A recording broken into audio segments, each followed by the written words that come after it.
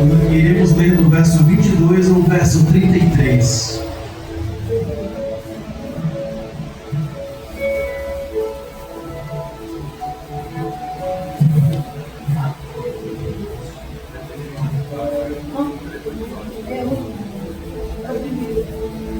Evangelho de Mateus, capítulo 14. Quem me conhece e já me viu falar um pouco desse texto, sabe que eu tenho muito carinho por esse texto bíblico.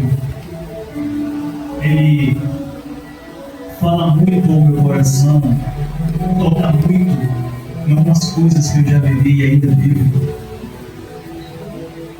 E fazendo a releitura dele, Deus me trouxe uma outra mensagem, um outro ponto de vista. Assim como a própria palavra de Deus diz que ela se renova. Glória! Dia. Todos encontraram? Amém. Amém. Vamos ler. Evangelho de Mateus, capítulo 14, a partir do verso 22, a palavra de Deus diz assim: E logo ordenou Jesus que os seus discípulos entrassem no barco e fossem adiante para outra banda, enquanto despedia a multidão. E despedida a multidão, subiu ao monte para orar à parte. E chegada já a tarde, estava ali só. E o barco estava já no meio do mar, açoitado pelas ondas, porque o vento era contrário. Mas, à quarta vigília da noite, dirigiu-se Jesus para eles, caminhando por cima do mar. E os discípulos, vendo-o caminhar sobre o mar, assustaram-se, dizendo: é um fantasma, e gritaram com medo. Jesus, porém, lhe falou logo, dizendo: tem bom ânimo, sou eu, não temas. E respondeu-lhe Pedro, dizendo: Senhor, se és tu, manda-me ir ter contigo por cima das águas. E ele disse: vem. E Pedro, descendo do barco, andou sobre as águas para ir ter com Jesus. Mas, sentindo o vento forte, teve medo. E começou a ir para o fundo, clamou, dizendo: Senhor, salva-me. E logo, Jesus, estendendo a mão, segurou e disse: homem de pequena fé, por que duvidaste? E quando subiram para o barco, acalmou o vento. Então, aproximando-se os que estavam no barco, o adoraram-no, dizendo: és verdadeiramente o Filho de Deus. Aleluia! Aleluia. Vamos orar em Deus, Jesus. Pai justo, amado, santo e querido, aqui estamos, Senhor, mais uma vez em tua presença. Estamos aqui, Senhor, todos reunidos para ouvir um pouco da tua voz, Senhor, para sentir um pouco da tua presença, para adorarmos juntos em um só coro, como um único corpo. Aqui estamos, Senhor, reunidos para, ó Deus, aprender um pouco mais de ti.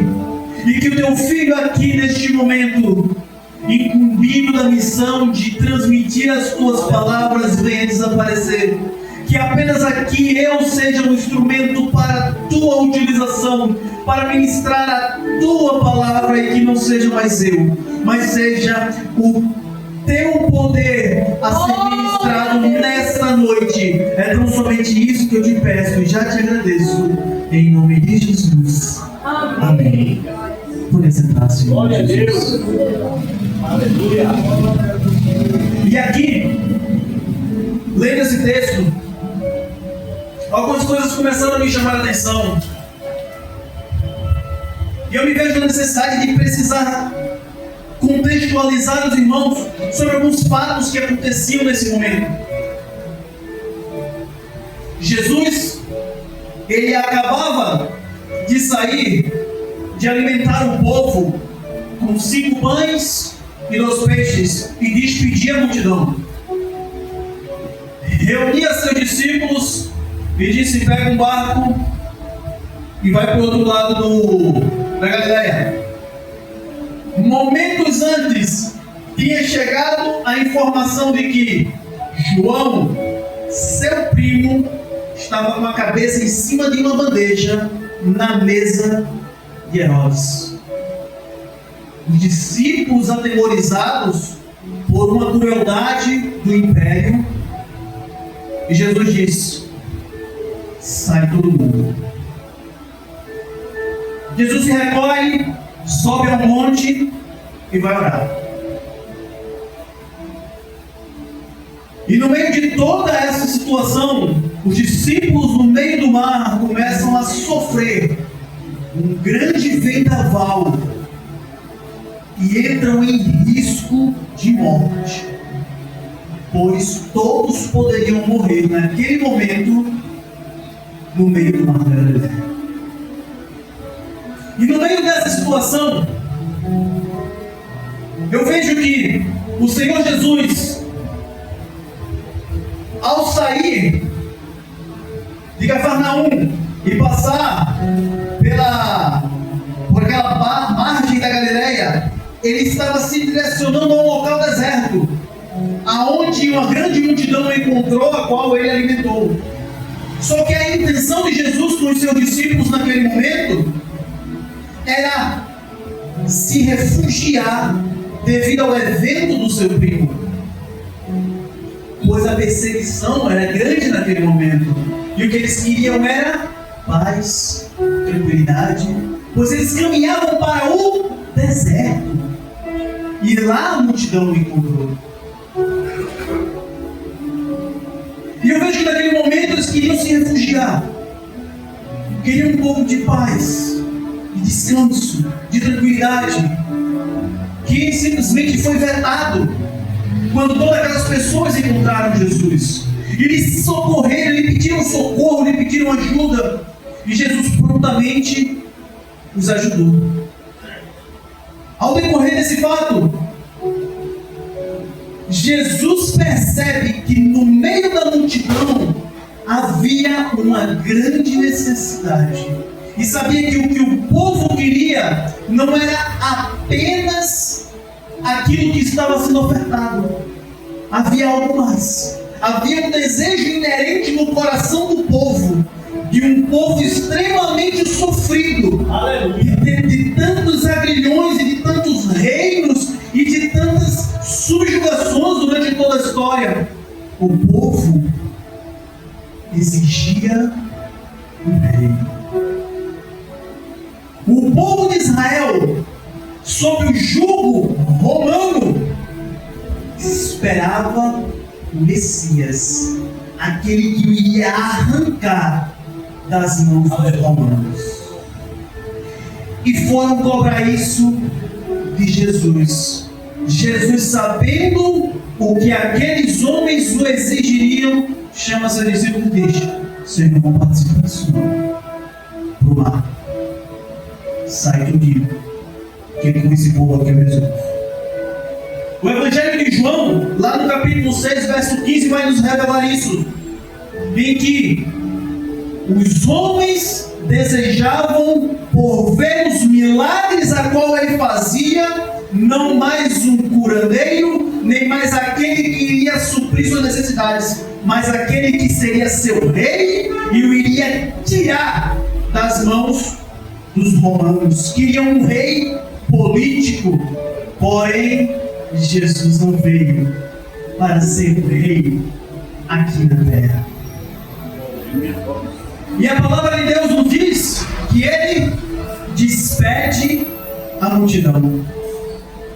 Mas para eu entender o motivo que vinha no fundo do coração dessas pessoas, porque você pode pensar, mas irmãos, isso é errado? O que eles estão querendo de Jesus é algo que é errado? Jesus não poderia ser para eles o rei? Poderia. Mas essa não era a missão. Jesus não queria salvar só eles. Jesus queria salvar todos. Aleluia! E você. E se ele se estabelecesse rei de Israel, ele teria que salvar apenas Israel. Mas ele queria também salvar os romanos. Ele queria também salvar os persas. Ele também queria salvar a mim e a você. E como rei, ele não poderia. Ele não poderia limitar-se apenas a Israel. Mas eu entendo, Israel. E olhando para a história daquele povo, eu entendo sua dor. Eu fiz uma anotação um pouco da cronologia de tudo que Israel passou. E não foi fácil.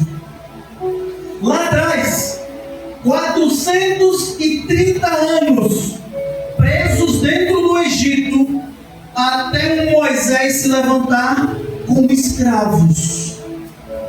O homem se levanta 40 anos no deserto. Encontrou Canaã. Retiraram os gigantes de lá? Não, os enfrentaram lá. O período dos juízes durou 330 anos. Levanta-se juiz A, juiz B, e tome juízes para poder defender o povo de Israel contra os filisteus e os homens que lá existiam. E todo momento Israel sendo subjugado por aqueles que lá habitavam. Passando o período dos juízes, tivemos o período da monarquia, onde temos Saul, Davi e Salomão. 40 anos para cada um. Períodos de vitória, períodos de derrota. E Israel vai ali em suas nuances. Após Salomão, outros 19 reis se estabelecem em Israel. Reis maus, reis perversos. Israel sofre. Passam-se 722 anos na mão de 19 reis que destruíram Israel. E chega quem? Para dizer: cheguei. Babilônia, época de Daniel. 70 anos de escravidão e subjugação do povo de Israel. Não vi Israel até agora uma vitória. Após 70 anos, Babilônia cai. Quem assume? Império Medo-Persa. O que é que eles fazem? Subjugam Israel. O império cai. Quem entra? O Império Grego. Traz toda a sua cultura para dentro de Israel e os engole filosoficamente. Depois, Roma. E diz: agora vocês são escravos pro resto da vida. Por que o povo não ia querer o rei? Eles ansiavam por sair da escravidão de um rei sempre superior, de estar sob o jugo de um império, pagando impostos e pagando com a vida. Eles eram loucos para sair desse grilhão que os amarrava desde a época de José. Estamos a 1800 anos depois e o povo ainda está preso, subjugado por um império. E eles olham para Jesus e vê a sua salvação é a chave de sair dessa prisão. E Jesus diz: não foi para isso que eu vim. Imagina a frustração. Eles veem a solução do problema. Jesus diz: não foi para isso que eu vim. É bem assim. Espera só mais um pouquinho. Eu vou resolver. Só não vai ser agora. Eu entendo a dor de Israel naquele momento. Eles ansiavam por uma libertação. Mas a missão do mestre não é outra. Eu trouxe isso para que você entendesse a dor do povo. Qual era a condição que Jesus estava inserido. Qual era a dor que ele enxergava nos olhos de quem ele curava, de quem ele alimentava, de quem ele libertava. As pessoas estavam presas há milhares de anos, precisavam ser libertas, mas a missão do mestre não. E eu vejo Jesus nesse momento dizendo para o povo: ainda não é o tempo. Mas ao mesmo tempo eu vejo ele olhando para o mar e dizendo: existe uma lição que aqueles homens precisam aprender. E Jesus sobe para orar. E durante a oração do mestre, um pouco antes da oração do mestre, eu vejo Jesus chegando para os discípulos e dizendo: tem uma ordem para vocês: para o mar. O que é que os discípulos encontram no mar? Tempestades, açoites, perigo, morte. Mas espera aí, mas quem foi que mandou? E por que temos em nossa mente que quando o Senhor Jesus manda, não vai ter problema? Aleluia. Por que achamos que muitas das vezes, porque foi Deus que mandou, não vamos passar por provas? Foi Ele que ordenou para o mar. Ele quer me matar? Existem dois tipos de tempestades: aquelas que vêm para corrigir e aquelas que vêm para aperfeiçoar. Amém, meu Deus. Obrigada, Deus. Qual das duas você está dentro? Eu conheço a minha. Você conhece a sua. Porque neste momento os discípulos estavam dentro de uma tempestade que eles escolheram? Não. Que eles foram conduzidos. O seu mestre disse: para o mar. Muitas das vezes nós somos induzidos a acreditar que, por sermos cristãos, por sermos fiéis, por sermos pagadores dos nossos impostos, cumpridores dos nossos deveres, jamais passaremos por problemas. Que isso não é justo, porque somos corretos, direitos, decentes, cidadãos, somos cristãos acima de tudo, filhos de Deus. Isso não vai jamais chegar à nossa porta. Eu digo para você que virão tempestades sobre a sua vida, que o Senhor Jesus é quem vai te direcionar. É verdade. E isso não é para te fazer sofrer, é para te fazer crescer. Deus precisava que os seus meninos crescessem, fossem maiores e melhores para enfrentar o que viria por vir. Ele precisava ensinar algo. Ele quer me ensinar e te ensinar algo todos os dias.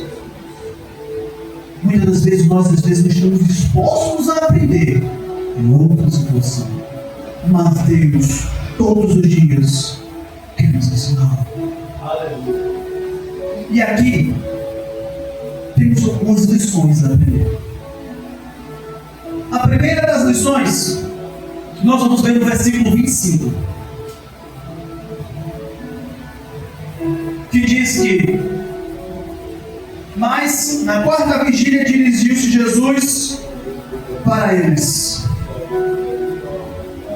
Vou fazer só mais uma contextualização. A Bíblia diz que Jesus subiu ao monte. Geograficamente, o mar da Galileia ele é rodeado de montanhas. A qualquer local da montanha você tem a visão de tudo. Jesus estava no alto, ele tinha a visão de tudo. Da mesma forma que, ao ver a tempestade no mar, ele desceu para socorro dos seus do alto. Ele está vendo a minha e a tua tempestade.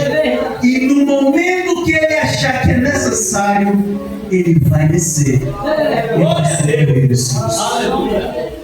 Assim como ele fez com os discípulos na Galileia, ele é o mesmo ontem e hoje será eternamente. Ele vai fazer comigo, ele vai fazer com você. No momento que ele vê que o controle está se perdendo, que a nossa vida está por fez, opa, aí é meu, ninguém toca.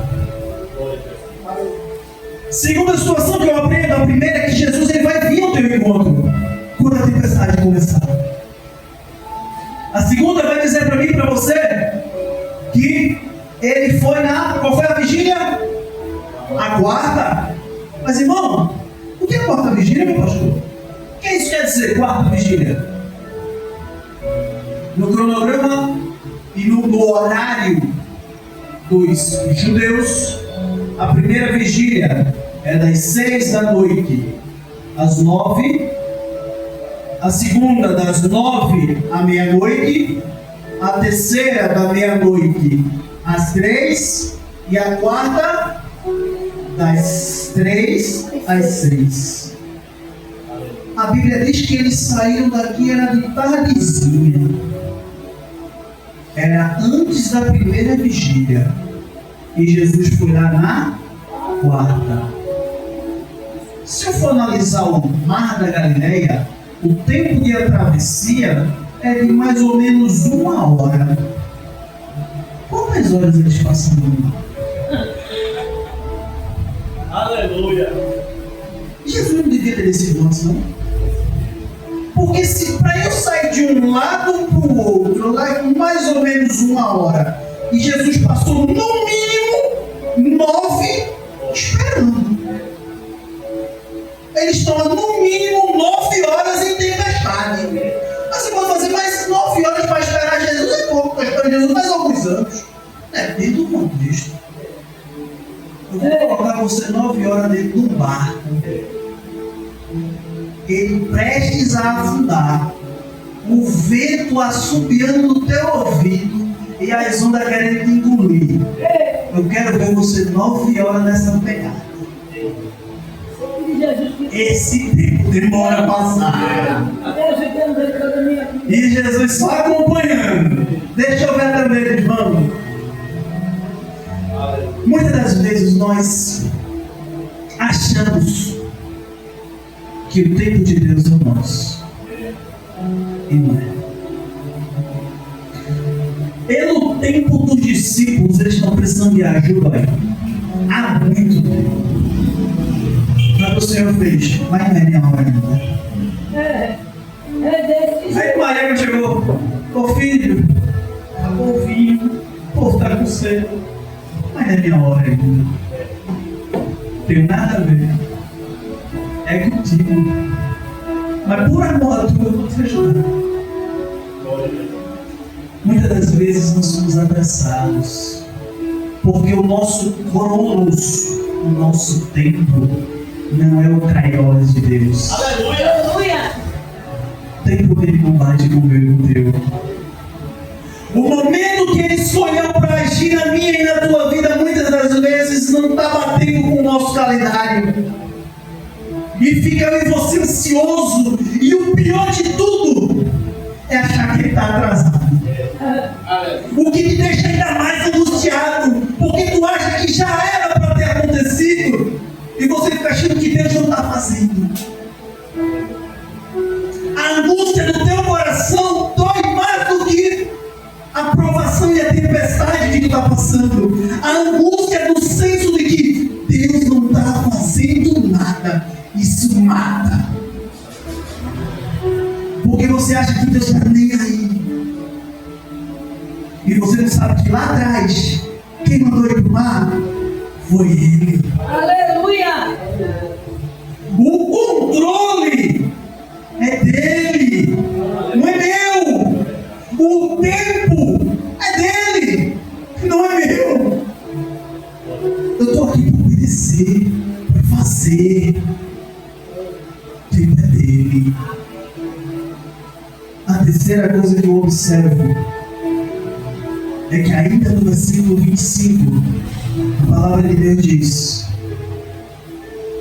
que ele veio caminhando por cima do mar. Mas a palavra de Deus me diz, no verso 24, que o barco estava no meio do mar e estava sendo açoitado pelas ondas. Quem açoitava os discípulos? As ondas. E Jesus veio por cima do... Aleluia. O problema dos discípulos está embaixo dos pés do teu mestre. Aleluia. O teu problema, ele vem caminhando por cima dele. Glória a Deus. O que é grande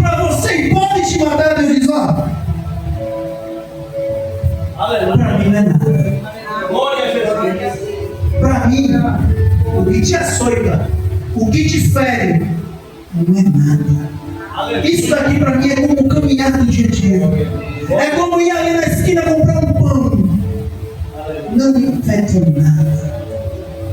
Deixa eu te mostrar o quão grande eu sou na tua vida. Aleluia. Deixa eu te mostrar o que é que eu faço e como eu faço. Você estava esperando eu chegar de barco para te socorrer?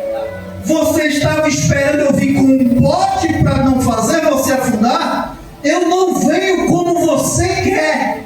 Eu venho do jeito que eu quiser. Aleluia. Então aprendemos que o tempo não é nosso e a forma também não é nossa. A minha única opção é obedecer. Não vai ser feito do teu jeito e não vai ser feito no teu tempo. É no tempo de Deus. Glória a Deus. E Jesus veio por sobre as águas. E os discípulos se atemorizam porque vem uma silhueta no meio de toda aquela tempestade e eles gritam: é um fantasma! E eu me questionava: por que os discípulos gritariam é um fantasma? Qual é a cultura e o costume que faria com que eles acreditassem em espíritos? E ao estudar, a Galileia, ela é recheada de gentios. E o que são gentios? Todos aqueles que não professam o costume judeu. E um dos seus costumes é acreditar em espíritos. E os discípulos eram naturais daquela região. Então eles eram alimentados por aquela cultura. E quando viram algo, associaram ao que aprenderam. É um fantasma. É o espírito de alguém que veio nos atormentar. O que é que eu aprendo com isso? Toma cuidado com quem tu convive. Toma cuidado com quem tu anda. Porque o costume que você absorve é do teu meio. Se o teu meio não presta, você não cresce. Se você está inserida entre pessoas que não professam e não acreditam na mesma coisa que você mirra e morre. Os discípulos estavam inseridos em uma cultura que os levava a acreditar naquilo que o Senhor jamais ensinou. Quando eu e você não estamos alicerçados na palavra, nós começamos a acreditar em qualquer coisa que é falada. Esses homens não tinham o hábito, a estrutura de estudar, apenas conheciam a letra. Pedro, analfabeto, apenas repetia o que ouvia, mas não estudava. Cuidado com o que você ouve. Vem para cá. Aleluia. Aqui está o verdadeiro conhecimento. É a palavra de Deus que te alimenta. Não é o que A, B e C fala. Ouvi de tudo, mas se alimenta só do que é bom. Aleluia. E os discípulos gritaram. E o Senhor Jesus: opa, calma, não temas, sou eu. Glória. E nesse momento eu vejo que o Senhor Jesus, ele dá uma prioridade. Ele acalma aqui primeiro os discípulos. Ele diz: ó, calma aí. Mas na outra vez que o mar estava revolto e ele estava dormindo dentro do barco, ele acalma primeiro quem? A tempestade. Existem situações na nossa vida que não importa o tamanho da tempestade, porque quem está atribulado é o nosso coração. Existem pessoas que vivem uma tempestade gigantesca, mas mantenha serenidade. Mas muitas das vezes você está numa calmaria, mas dentro do teu coração está uma tempestade imensa. E o Senhor vai primeiro lá, porque Ele sabe que o maior dos problemas está dentro dos discípulos. Ele disse: não importa a tempestade, primeiro eu tenho que acalmar eles. Eu quero te dizer que o Senhor te conhece. Ele conhece o teu pensamento, Ele conhece a tua estrutura, Ele conhece a tua vida. E Ele sabe o que é de primeiro. Aleluia! Muitas vezes nós achamos que nos conhecemos e que sabemos o que tem que ser feito. Ele sabe. Ele disse: na condição que vocês estão, vocês não suportam mais um segundo com esse coração atribulado. Eu preciso mudar o que está aí dentro primeiro, para depois mudar o que está de fora. E Ele acalma os discípulos. E eu vejo ali os discípulos se acalmando, se aquietando. E na sequência eu consigo aprender mais uma coisa. No verso 31, a palavra de Deus diz: e Jesus logo estendendo a mão, no verso 29, e diz: e ele disse: vem. E Pedro, descendo do barco, andou sobre as águas para ir ter com Jesus. Primeiro Jesus acalmou o coração. Com o coração aquebrantado, não faz mais diferença o que está acontecendo. Aleluia! Com o coração calmo, com o coração não mais contrito e perdoado, Pedro fez: eu vou. Glória a Deus.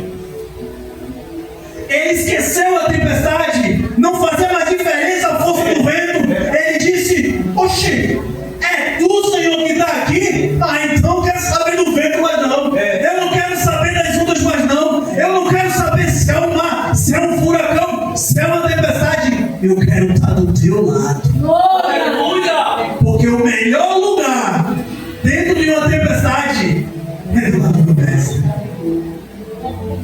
Pedro disse: eu vou ficar no barco. Aqui tem ninguém para me ajudar. Está todo mundo que nem eu. Se o Senhor está aqui, eu quero estar do teu lado. Glória a Deus. Eu quero ir atrás.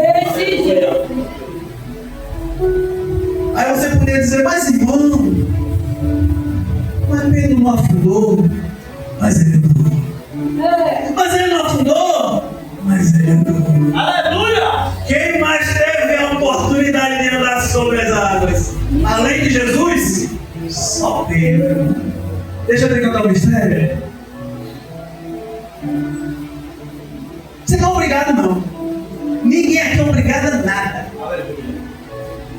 Mas se quiseres, somente se quiseres, Aleluia! experimentarás das grandezas de Deus. Aleluia! Aleluia! Glória a Deus!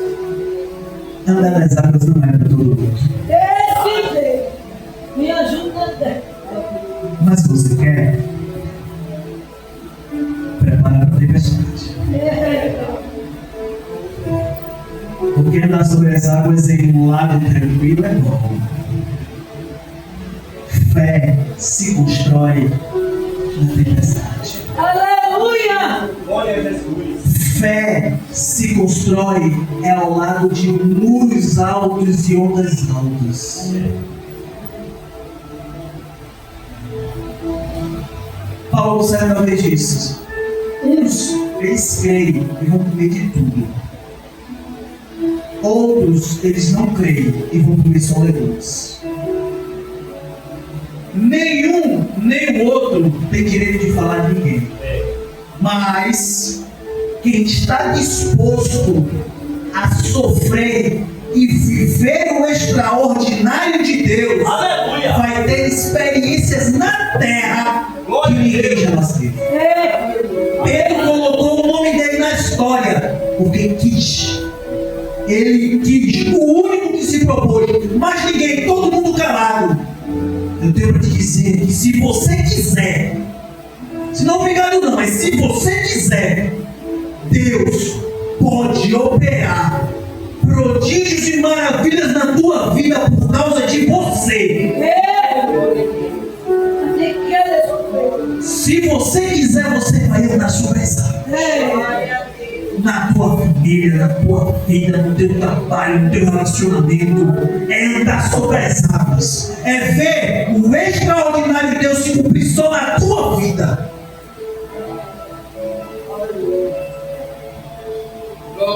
Tenha sempre na tua mente um foco em Cristo. Jamais deixe as ondas e o vento te perturbar. No momento que Pedro tirou o foco, ele começou a afundar. Mas nesse momento o Senhor se propôs a lhe ensinar mais uma lição. Sempre estarei disposto a te ajudar.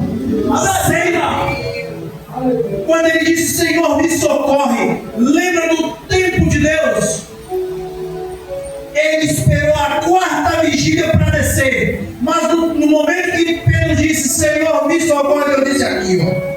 Agora, sobe Pedro. Ele conhece a tua vida, ele conhece a minha. Ele sabe o momento exato de me ajudar e te ajudar. Ele sabe o momento exato de intervir na nossa história. O tempo de Deus não é nosso. Quando ele decidir para frente, não existe homem, mulher, presidente, não existe ninguém que possa mudar a atitude de Deus na minha vida. Mas aí fica a pergunta: por que as tempestades? Precisa? Será que não dava para atravessar a Galileia em um mar tranquilo? Por que tanto medo, tanta água? Por que tanto medo? Como eu disse, o Senhor nos conhece. E eu vou dizer por mim, fique à vontade para pensar por você. Um dos grandes motivos das tempestades serem necessárias é porque Ele quer que eu e você jamais nos esqueçamos do nosso principal objetivo sobre a terra.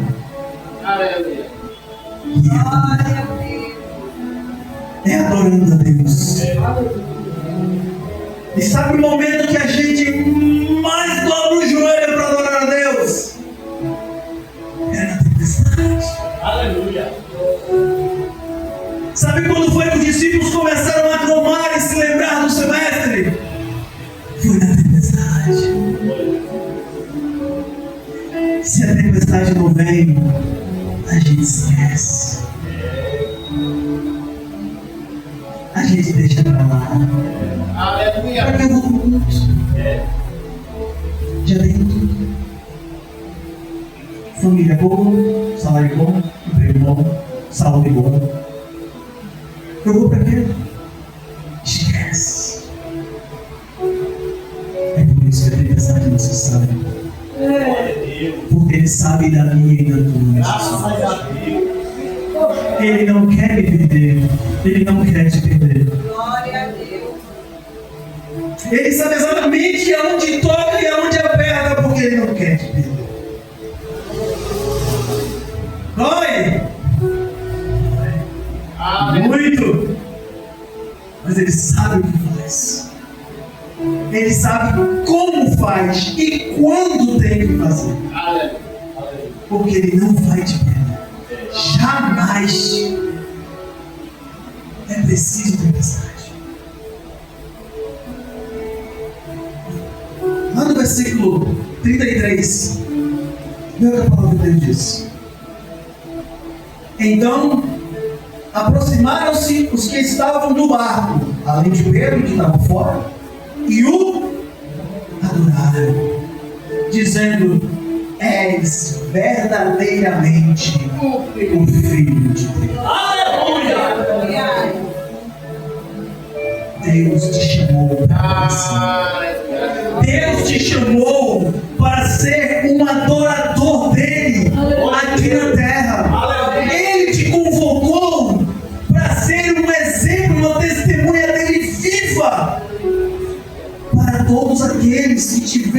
conhece.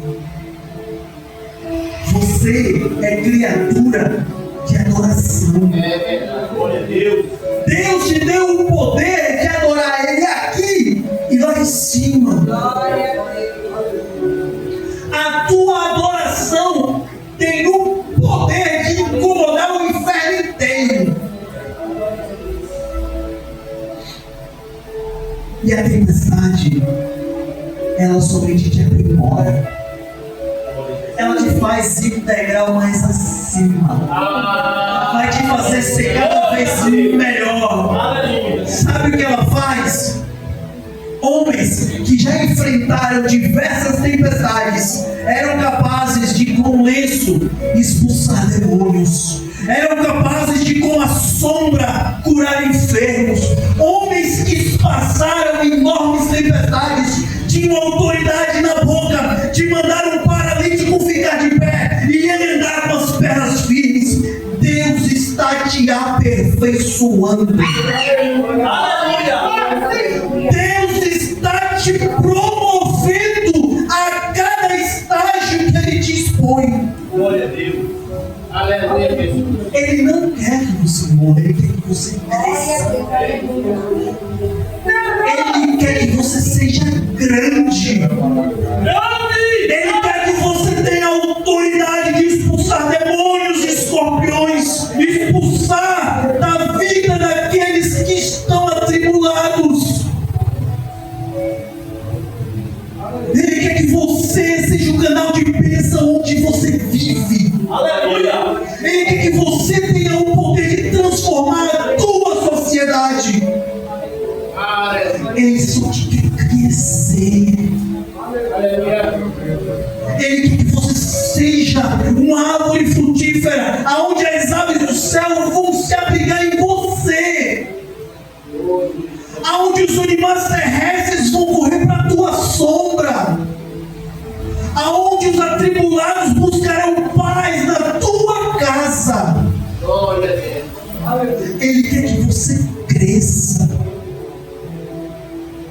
não só espiritualmente, mas moralmente, fisicamente. Que você seja um exemplo por onde você passar. É assim.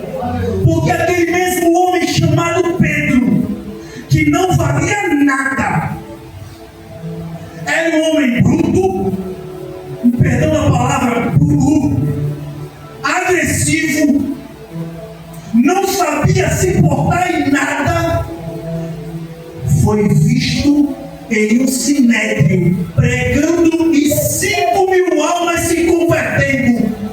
Este mesmo homem foi visto por um soldado romano que bateu os olhos nele e disse: é qualquer um, menos Pedro, porque Pedro eu conheço. É este que o Senhor quer te transformar, uma pessoa irreconhecível aos olhos daqueles que não creem no teu Deus. Olhem para você e vejam a diferença de quem eras tu e quem és agora. Deus está permitindo tempestades na tua vida para te transformar.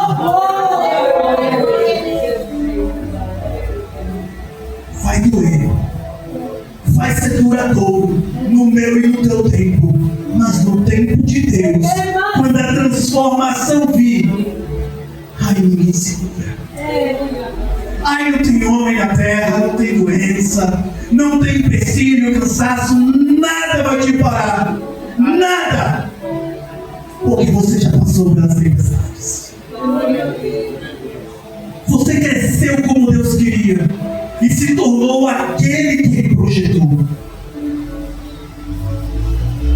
Jamais esqueça que tudo que você passa aqui, Ele só está te preparando para aquele grande dia. Aleluia. Deus, Ele é fiel na tua vida. Ele jamais vai te abandonar. Ele estará com você hoje, amanhã e sempre. Fica com Deus. Que o Senhor te abençoe, pois Ele jamais, jamais te abandonará. Em nome de Jesus.